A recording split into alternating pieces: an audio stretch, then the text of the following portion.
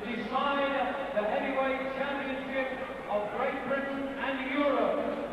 Introducing in the blue corner, wearing the red trunks from Stanley,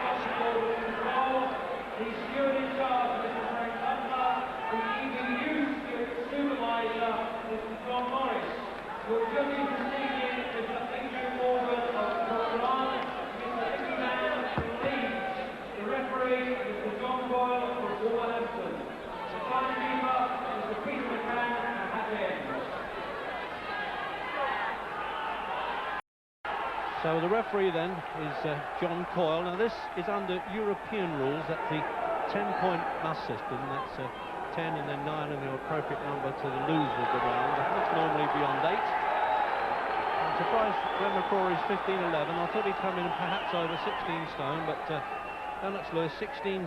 He only weighed 16-3 when he defeated Gary Mason in the 7th round at Wembley last March. Well, Glen's just an articulate sort of a fellow, and he's talked a good fight. Now let's see if he can do something with it. I think Lewis will want to establish himself the authority right away, and he's certainly doing that. Now, he didn't do this against Mike Weaver last.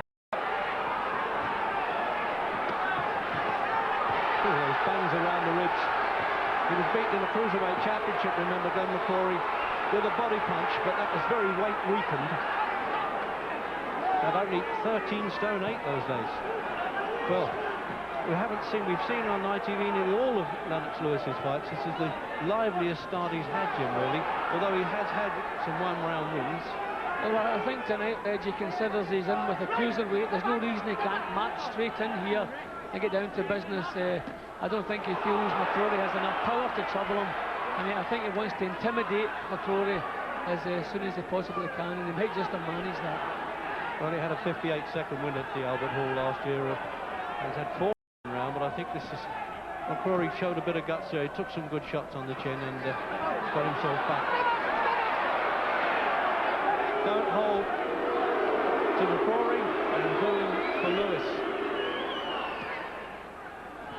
Lewis just seems so much bigger and stronger already, Reggie, doesn't he?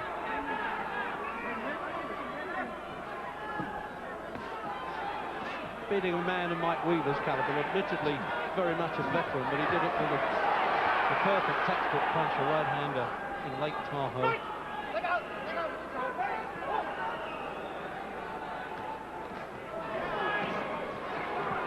Not getting out the way enough, McCrory's. Plenty of guts, though. Normally he boxes a bit and punches, but he can't this fellow. He's catching him with every kind of punch. See, Lewis, a minute to go. Lewis has nothing to worry about what's coming back his way, Reg, and he's just moving right in and doing as he likes so far. He has drawn some blood already from one of those uppercuts.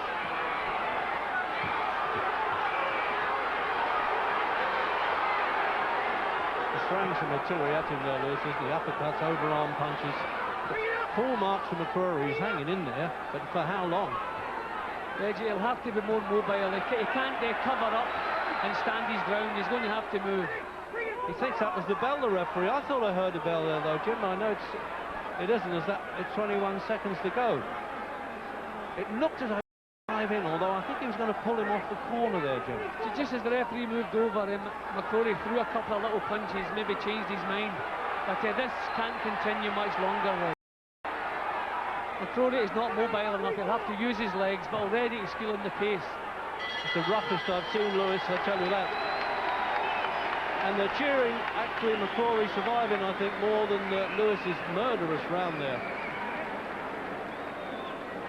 Well, gentleman Glen on the gown there, on the tunics there of the seconds, and he certainly is. There was plenty of guts going in there, wasn't there? It's, only had one recent fight as a heavyweight, and I wondered whether he really had sufficient credentials. But when it comes to the heart, he's got plenty of it. And in replay, Jim. Yeah, well, Lewis just doing completely as he pleases. That was the uppercut that started the blood from the nose.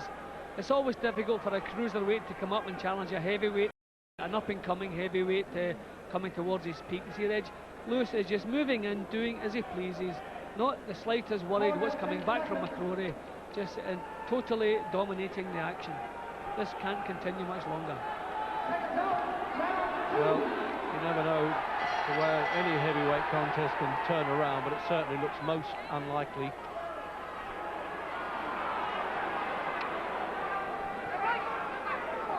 He's looking over to the corner and nodding there, Lewis, getting orders from the seconds.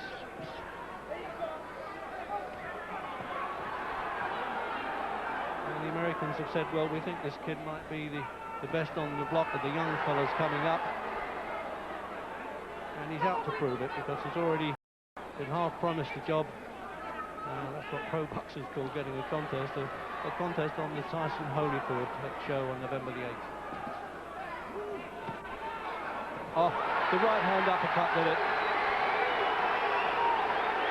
And John Coyle's showing the finger count as well to make sure that he understands it perfectly. Get a mandatory 8.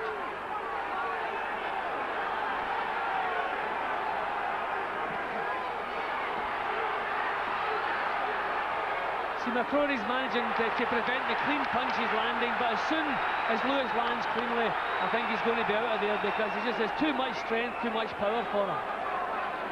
McCrory's been saying that Lewis hasn't really fought anybody that has his ability, but Lewis has taken away and the fight away from him, and a long right hand. Now that was a replica of the one that he caught Mike Weaver with, and I don't think he's going to make this count now. 9, and he's out in the act of rising, they call that, and the referee was quite right to count McCrory out in the second round.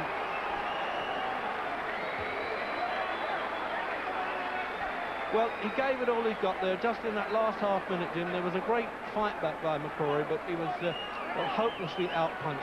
Well, you have to say, very impressive action from Lewis. I mean, McCrory called himself a heavyweight. He came into a challenge for a heavyweight title. Lewis went about the job as a heavyweight should. He parcelled him up, never allowed McCrory into the fight at any time, completely dominated him, then got him out of there. Thankfully, he didn't suffer too much as far as punishment is concerned.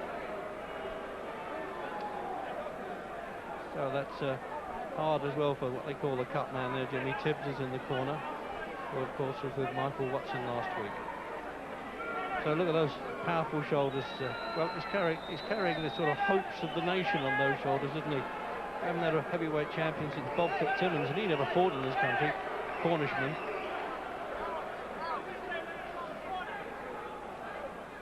So taking the plaudits, Lennox Lewis, and rightly so. And as we look at the replays now, this is the first knockdown, Jim. Yeah, see, you have to be troubled by an opponent's punches. If you're not, then you just go in and do exactly as you please. And a good little shot. The first clean shot was the one that troubled McCrory. Brave enough to come up off the floor, try to get back into the match, but he didn't have the artillery. That one just whiskered by, just caught the edge of his chin. Yeah, and that was, the as finisher. I said, Jim, as I said, that was almost like the Weaver punch. I mean, he's got that right hand, like poleaxing punch. You see, bingo, it just caught him on the side of the chin, and over he went. Well, we've had some chances at Britain's fighting for the championship of the world a long way. Gunnar Moore, Jack Palmer, Tommy Farr, Don Cockle, Brian London twice, Henry Cooper, Joe Bugner, Richard Dunn, and Frank Bruno twice. Now, can this